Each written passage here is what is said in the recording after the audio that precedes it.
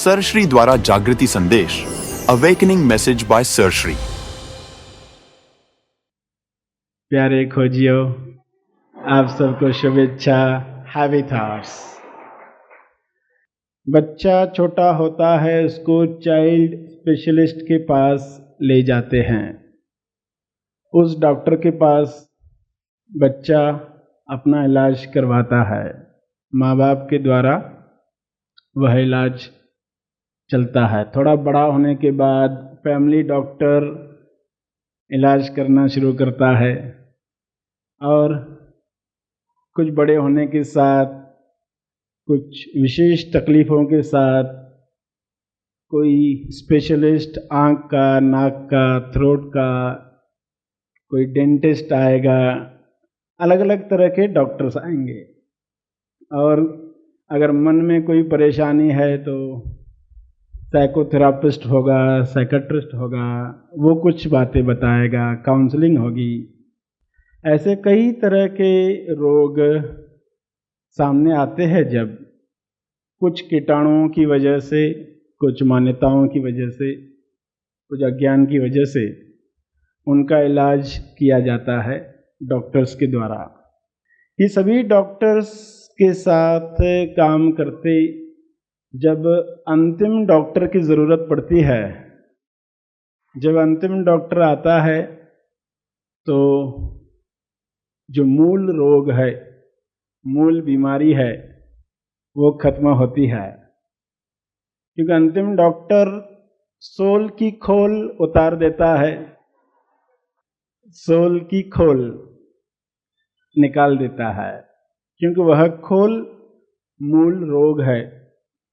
अंतिम डॉक्टर के पास जाने की चाहत जब होती है तब एक विशेष अवस्था आई हुई होती है। जब तक रोग की पहचान नहीं हुई है तब तक तो इंसान डॉक्टर के पास जाना भी नहीं चाहता, वो रोग भुगतते रहता है। कौन सा रोग इंसान को लगा हुआ है, कौन सी सबसे खतरनाक बीमारी इंसान को लगी हुई है, कोई कैंसर कहे तो वो गलत कह रहा है। कोई भी बीमारी का नाम लिया गया तो वो उतनी खतरनाक नहीं है जितनी यह बीमारी जो सेल्फ को लगती है, जिसमें एक खोल तैयार होता है, जिसमें इंसान अपने आप को भूल जाता है। यह रोग सबसे खतरनाक इसलिए है क्योंकि खतरनाक लगता नहीं है, इसलिए ज़्यादा खतरनाक है। खतरनाक लगे तो इंसान इलाज करवाना चाहे, लगता ही नहीं है कि कोई ये रोग है, क्योंकि चारों तरफ सभी को यही बीमारी देखता है तो बीमारी लगती नहीं है। तो फिर कोई साफ साफ जब बताता है कि ये रोग है, इससे तुम यह तकलीफ भुगत रहे हो, इससे आनंद से महरूम हो, आनंद से कोसों दूर हो, जब ये पक्का होता है तब इंसान इलाज के लिए निकलता है। उसके पहले वह इलाज करवाना नहीं चाहता। तो रोग क्या है, रोगी का नाम क्या है? डॉक्टर के पास जब जाते हैं तो डॉक्टर लिखता है, प्रिस्क्राइब करता है, रोगी का नाम पूछता है। तो रोगी का नाम क्या है? मिस्टर ओम कृपा शंकर कैवल्य। मिस्टर ओम कृपा शंकर कैवल्य। और पता क्या है?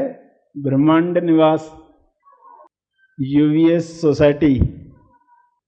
जिसका इलाज चलना चाहिए वो कहाँ पर है, वो कौन है, उसका रोग क्या है, ये हमें पता चले। उम्र अमर है, रोग है सुयु। रोग का नाम सुयु। अब रोग के नाम आप सुनते हो तो ऐसे ही कठिन नाम होते हैं ना। दवाइयों के नाम सुनते हो, वे भी कठिन कठिन लगते हैं। तो रोग सुयु है। सुयु का अर्थ है क्या? Self unrealised. रोग है सुयु सेल्फ अनरियलाइज एंड अनस्टेबलाइज्ड, ये रोग है। अगर ये रोग है तो उसके कारण होंगे। आज अगर हमने कारण जान लिए, दवाई भी जान ली, तो इलाज आसान हो जाएगा। हमें वाकई पता चले ये खतरनाक बीमारी है, इससे मुक्त होना जल्द से जल्द आवश्यक है। और इसके लिए अंतिम डॉक्टर क्या करता है?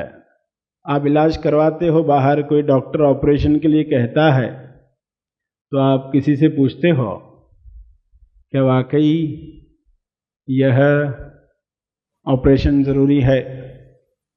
क्योंकि ऐसे डॉक्टर्स भी है जो डराकर पेशेंट से काम करवाना चाहते हैं। बाहर के जगत में ऐसे कुछ डॉक्टर्स होते हैं जो पेशेंट्स को डराते हैं, अरे ये बहुत रोग खतरनाक है, ये ऐसा है। जो नहीं है खतरनाक उसको खतरनाक बताया जाता है। तो ऐसे कुछ डॉक्टर, खास करके बच्चों के डॉक्टर, कि माँ बाप बहुत डरे हुए पहले से ही बच्चे के मामले में, तो कहेंगे देखो तुमने ये नहीं किया तो बच्चे को खतरा है, जान का खतरा है, माँ बाप बहुत डर जाते। तो ऐसे डॉक्टरों से बचने के लिए कुछ नियम बनाए गए हैं कि सेकंड ओपिनियन लेना चाहिए। अध्यात्म में भी गलत सत्य के नाम पर शरीर की कसरतें करवाकर लोगों को भ्रमित किया जाता है। तो उनमें अटकने के पहले इंसान को अगर हैबिट है, पहले तैयारी करे, पहले देख ले। जिसको डॉक्टर की पहचान है उसे कोई दिक्कत नहीं आती, वरना डॉक्टर कान की मैल देख रहा है और उसे लग रहा है कि कान में जो बाली है उसे देखा जा रहा, तो वो ठीक करने लगता है। तो उसे पता ही नहीं है कि अंतिम डॉक्टर जो है वे तुम्हारे शरीर की नहीं, तुम जो हो उसका इलाज करते हैं, शरीर से लेना देना नहीं है। तो जब इस तरह की तैयारी हो गई तब इलाज बहुत आसान हो जाता है। अंतिम डॉक्टर क्या करता है? यानी जो सोल की खोल निकालता है। एक डॉक्टर अन्नमयी शरीर का होता है, प्राणमयी शरीर का होता है, एक डॉक्टर मनमयी शरीर का होता है। ये शरीर से संबंधित डॉक्टर्स है।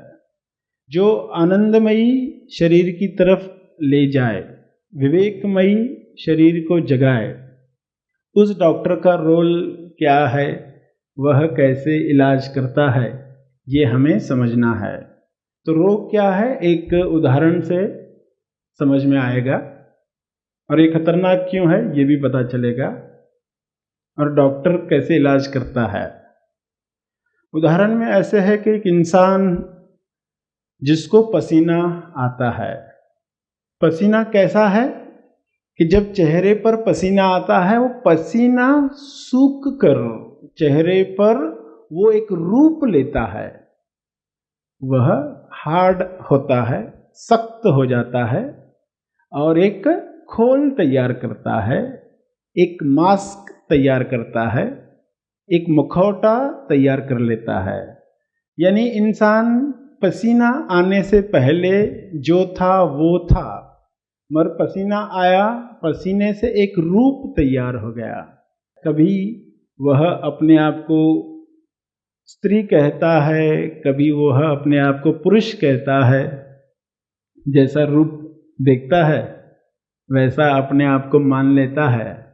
कभी अपने आप को स्मार्ट कहता है, कभी अपने आप को खूबसूरत कहता है, कभी काला कहता है। ये बदलते रहता है।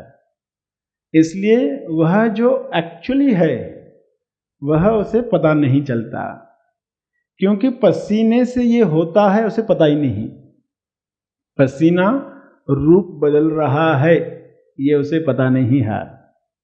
तो फिर कभी टिंगना है, कभी लंबा है, कभी इंजीनियर है, तो कभी टीचर है, कभी फौजी है। ऐसे रूप बदलते रहता है।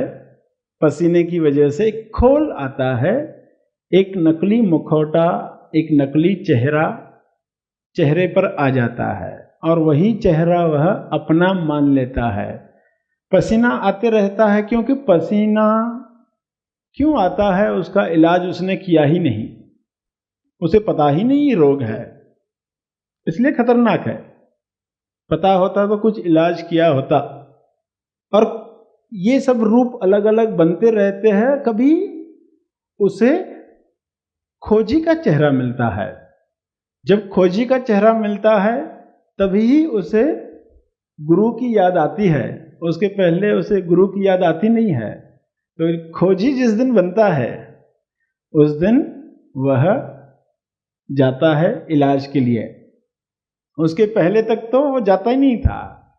क्योंकि क्या करेगा, अगर वो अपने आप को हिंदू मानता है तो मंदिर जाएगा, अगर मुसलमान मानता है तो मस्जिद जाएगा। हर एक अपने अपने स्थान पर जाने वाला, जो अपने आप को मान रहा है। अब जिस दिन उसने खोजी जाना तब वो कहाँ जाएगा, तब वो सत्संग जाएगा। तो मुझे खोज करनी है, उसके पहले तो सत्संग जाएगा नहीं। अपने आप को कुछ अलग मानकर बैठा है, व्यापारी हूं तो फिर दुकान पर ही जाएगा। ऐसे जिस दिन उसके मन में विचार आया मैं तो खोजी हूं, तो वह सत्संग जाता है, गुरु के पास जाता है और गुरु से सवाल करता है कि मुझे ऐसे लगता है कभी कभी कि जो मैं देख रहा हूँ मैं पहले ही देख चुका हूँ। कभी ये सवाल आते हैं मैं कौन हूँ, कभी ये लगता है कि कहीं ये सब सपना तो नहीं चल रहा है, कभी ऐसा लगता है कि सपने में जो कर्म हो रहे हैं क्या उसका भी फल मिलता है। ऐसे सवाल आते रहते हैं। संसार जब नहीं था तो कैसा दिखता था, कैसा लगता था, वो कैसा अनुभव था, ऐसा अनुभव लेने का मन करता है। गुरुजी से जाके शेयर करता है, बंधन क्या है, मोक्ष क्या है, कर्म क्या है, भाग्य क्या है, स्वर्ग क्या है, नरक क्या है। ये सब प्रश्न उसके मन में जो उठे हैं वह पूछता है। गुरुजी उसका टेम्परेचर चेक करने के लिए उसके सिर पर हाथ रखते हैं। टेम्परेचर देखने के बहाने, आशीर्वाद देने के बहाने, और उसका नकाब खींच लेते हैं। नकाब खींच लिया गया। गुरुजी के गले में आईना टंगा हुआ है। पहले नकाब में वो अपने आप को देख रहा था और सवाल पर सवाल पूछते जा रहा था। जैसे ही नकाब हटा दिया गया, मास्क निकाल दिया गया, तो जो चेहरा अब देख रहा है, अरे ये तो वही चेहरा है जो गुरुजी का है।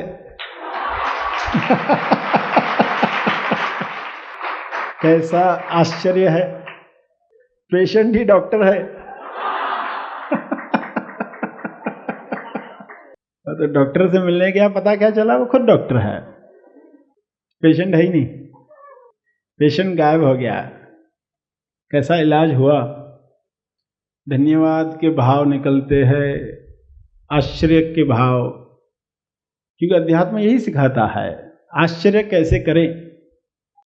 अब बड़ा खुश है, मगर गुरुजी कहते हैं जल्दी खुश मत हो जाओ, पसीना आना बंद नहीं हुआ है।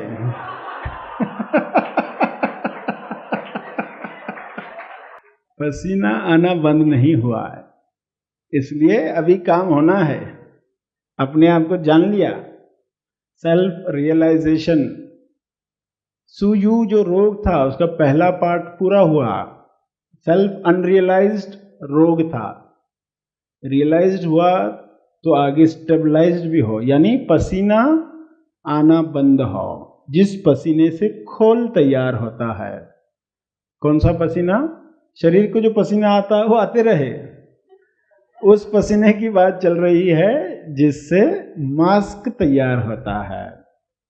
ये एक एनालॉजी, एक उदाहरण के द्वारा बताया जा रहा है कि ये पसीना आता है, उससे नकली नकाब तैयार होता है और इंसान अपने आप को वही मान लेता है। तो गुरुजी बताते हैं कीटाणु पसीने के जो हैं वे क्या है।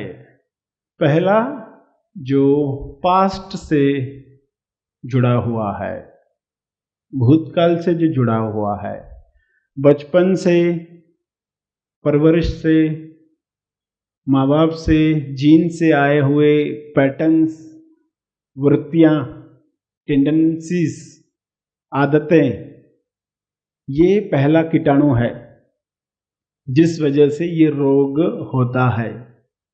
4 कीटाणु जैसे बताए, तो पहला पैटर्न है वृत्तियाँ, टेंडेंसीज, जो बचपन में हुई घटनाओं की वजह से, कुछ प्रोग्रामिंग हो जाने की वजह से इंसान अपने आप को वही मान लेता है।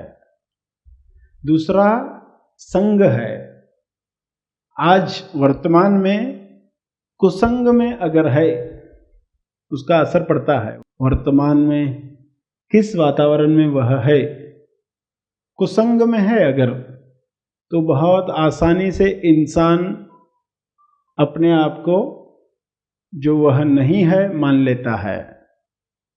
जिन लोगों के बीच में आप रहते हो उनकी बातें सुनो और देखो कितना जल्दी उन बातों का असर आप पर होने लगता है। कुछ मित्रों के साथ बैठे, कुछ सहेलियों के साथ बैठे, उनकी बातें चल रही है अगर फिल्मों की, फैशन की, यहाँ वहाँ की चर्चा, कंपैरिजन, ईर्ष्या, जेलसी, तो बहुत जल्दी ही आप देखते हो कि आपके मुंह से भी ऐसे कुछ शब्द निकलने लगते हैं। अगर आप सजग हो, बहुत सजग हो, तो ही आप उस संग में कीटाणु रहित हो सकते हो, वरना उसका इन्फेक्शन हो ही जाता है।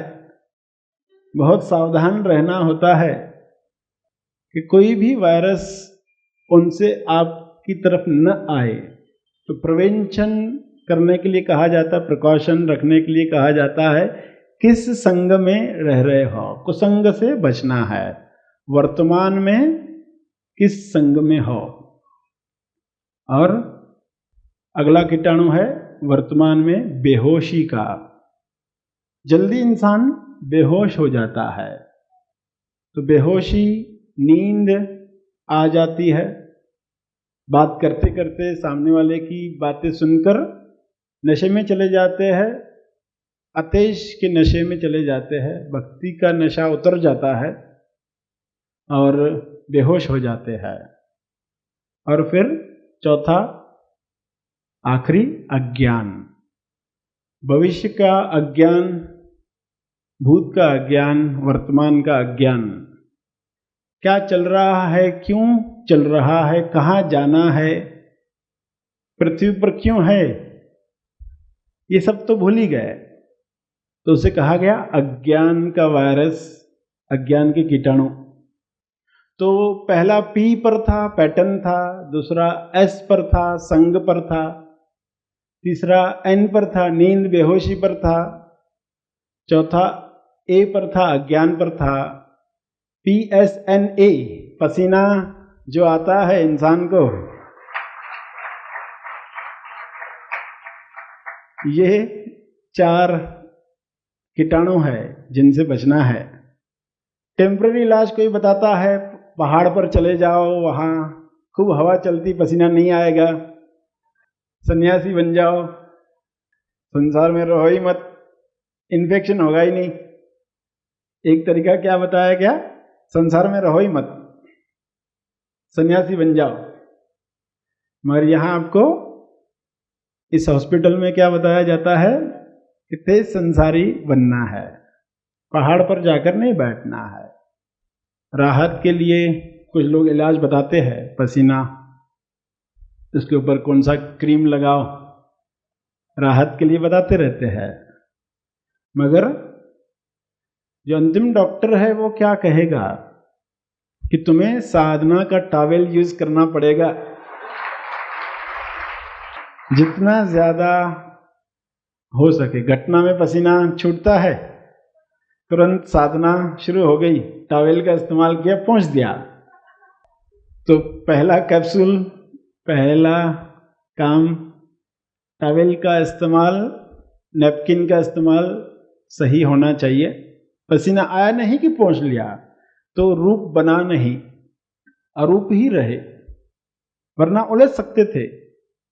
पहली स्टेप सही हमने उठाई, संतुलित किया, अंदर जो इम्बैलेंस्ड है उसे संतुलित करना शुरू कर दिया। साधना की साइकिल बैलेंसिंग करना सिखाती है। साधना यानी तराजू, बैलेंस करना, कितना भी तूफान आए वो बैलेंस्ड रहे। हर घटना में अगर साधना हो रही है तो पहला कैप्सूल हम सही इस्तेमाल कर रहे हैं तो तुरंत संतुलन हो जाए सब कुछ अंदर, वात कफ पित्त वीकेपी संतुलित हो जाए, तो एक्स्ट्रा जो पसीना आ रहा था जिससे रूप बन रहा था वो बंद हो जाएगा। जो भी सिन हो रहे थे, सिन यानी पाप कहा गया है, पाप यानी अष्टमाया, मैं मेरा मुझे तू तेरा तुझे वह उन्हें, सिन जुड़ गया उसके साथ, क्योंकि व्यक्ति मानकर जीने लग गए, अलग मैं का राग चलने लगा। सिन वही है, पाप वही है। तो इस पाप कर्म से बचने के लिए कहा गया है, मगर इंसान कुछ अलग बातों को पाप कर्म समझ लेता है। वो तो अज्ञान की वजह से, बेहोशी की वजह से, कुसंग की वजह से, पैटर्न्स की वजह से होते हैं। मूल बात पर काम किया तो सभी पापों से मुक्त हो जाएंगे। मूल रोग जो चेहरा गलत मान लेते हैं, अपना चेहरा गलत मान लेते हैं, वो मूल रोग है। और वो पसीने की वजह से आता है, और पसीना 4 कीटाणुओं की वजह से आता है। तो इन चारों को खत्म करना है तो ये ज्ञान बड़ा काम करेगा, कैप्सूल काम करेगा, साधना काम करने वाली है।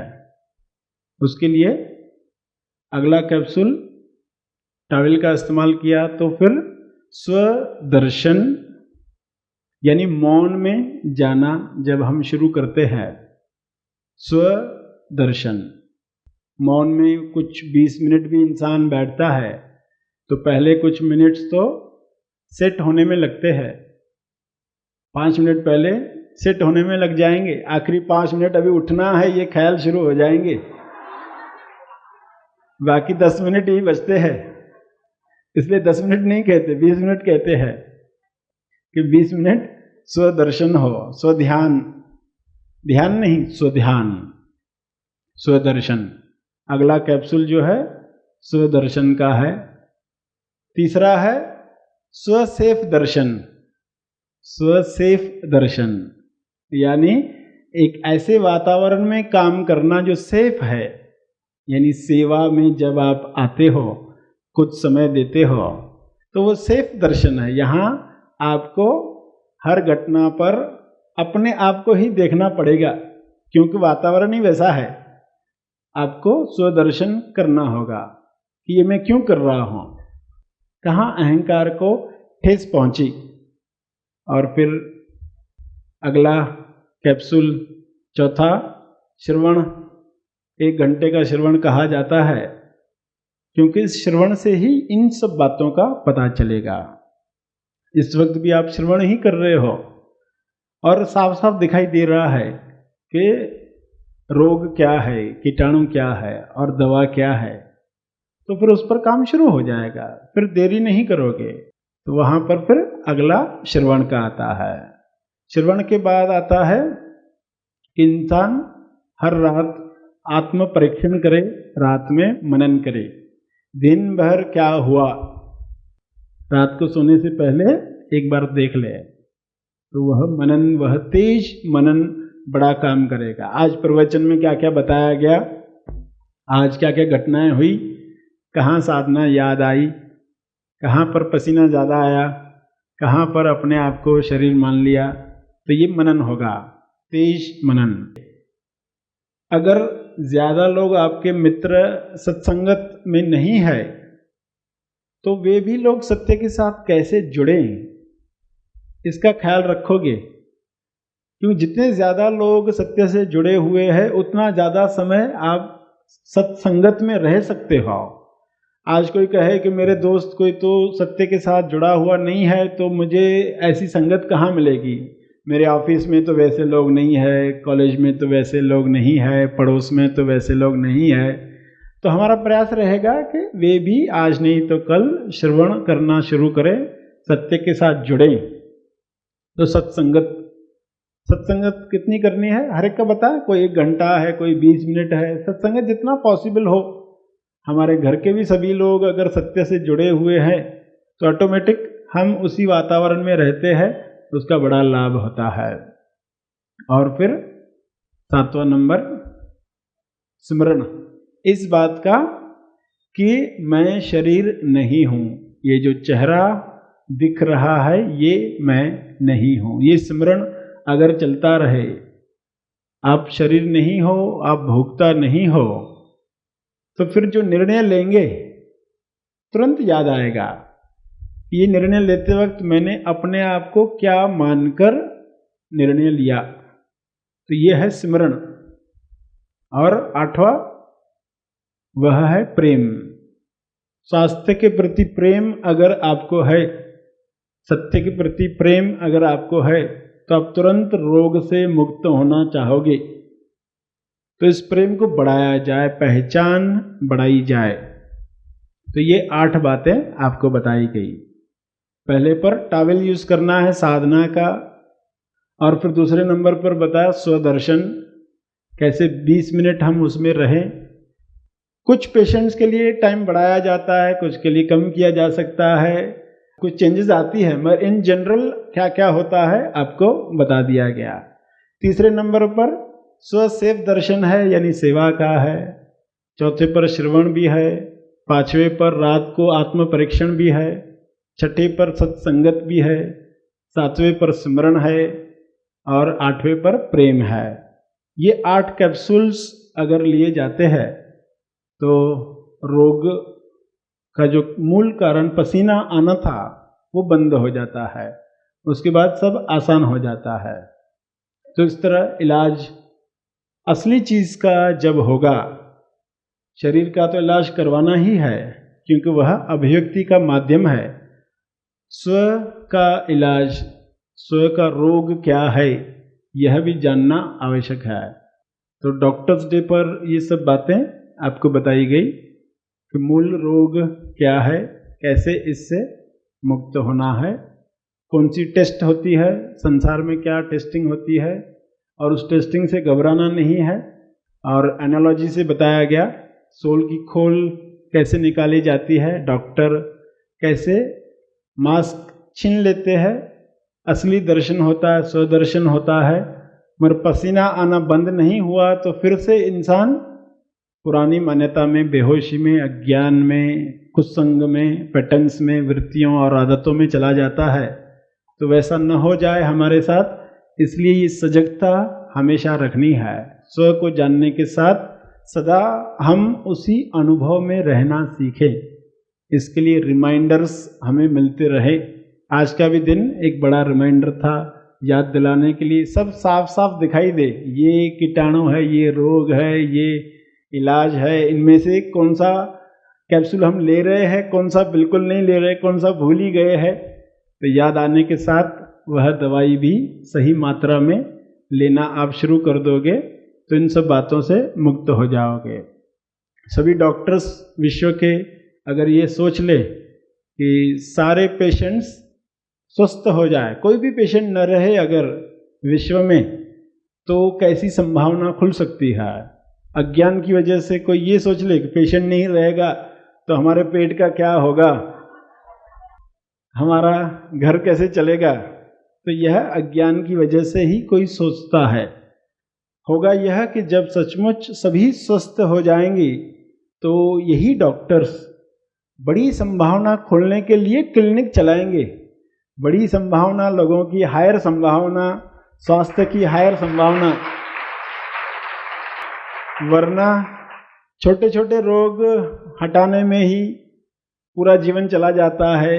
इतने सारे पेशेंट्स, उनको ठीक करना, वही रोग ठीक करने में ही पूरा जीवन चला जाता है। कब नई संभावना पर काम किया जाएगा? अगर डॉक्टर ये सोच ले वाकई लोग स्वस्थ हो जाए, कहीं यह बिजनेस की भावना मन में है वो अगर हट जाती है तो उच्च संभावना के लिए डॉक्टर्स काम कर सकते हैं। क्योंकि जो नॉलेज शरीर का है, मन का है, वह आगे स्व के लिए काम में लाया जा सकता है। इंसान के अंदर जो सत्य है उसके लिए वह नॉलेज इस्तेमाल किया जा सकता है। तो कितनी बड़ी आगे की संभावना है। अज्ञान में कोई सोच लेगा सब स्वस्थ हो गए तो हमारा क्या होगा, तो वैसी सोच हमें नहीं रखनी है। नई संभावनाओं पर जाना है।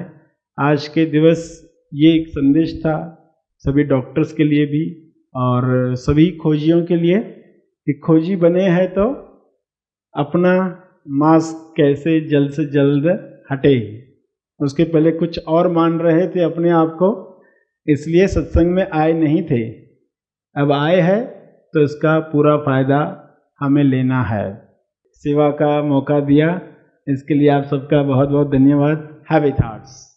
यहाँ पे जो प्रैक्टिकल नॉलेज मिला है, जिससे अनुभव जो किया है वो अवर्णनीय है। इतना दिल को इतना आनंद कभी कभी महसूस नहीं किया है।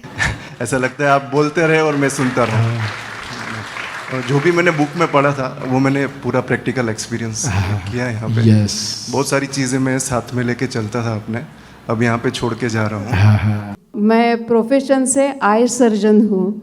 सरश्री सर ने हमें ये आंतरिक दृष्टि दी है। अंधकार से प्रकाश तक लेने जाने का जर्नी है, अभी शुरू हुआ है। ये आपका सर जो प्रोग्राम है, ये is very life changing program.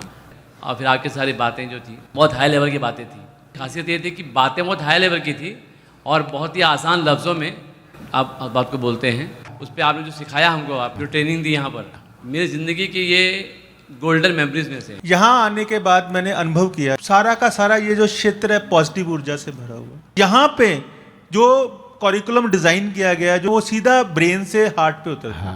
और मैं अपने 5 दिन के एक्सपीरियंस में जो फील कर पा रहा हूँ कि जो मैं यहाँ पे आया था वो कोई और था, जो यहाँ से जा रहा हूँ मैं और कोई और। 2019 में पहले बार ये शिविर किया था और उसके बाद जो भी चीज़ें मैंने इम्प्लीमेंट की उसका बहुत ज़्यादा ट्रांसफॉर्मेशन मेरे लाइफ में आया है। And I achieved lot of things in my life till date. ये एजुकेशन हर विलेज में, हर सिटी में पहुँचे, ये चमत्कार है। और ये चमत्कार अद्भुत है जिसे हम कुदरत की देन कहेंगे। और आज मेरे यहाँ आने का जो सौभाग्य मुझे मिला है तो ये बात तय है, हजारों नहीं लाखों तक ले जाने की इच्छा रखता हूँ। एनलाइटेंड मास्टर सर श्री निर्मित महा आसमानी परम ज्ञान शिविर जर्नी टू सेल्फ रियलाइजेशन। यह शिविर होने जा रहा है मनन आश्रम पर। तो आइए ज्यादा समय न गवाते हुए अपने जीवन को प्रेम, आनंद, मौन, समृद्धि, संतुष्टि, विश्वास जैसे कई दिव्य गुणों से परिपूर्ण कर जीवन को सार्थक बनाने के लिए आज ही महा आसमानी परम ज्ञान शिविर के लिए अपना रजिस्ट्रेशन करें। शिविर से संबंधित अधिक जानकारी पाने के लिए दिए गए फोन नंबर्स पर संपर्क करें। धन्यवाद।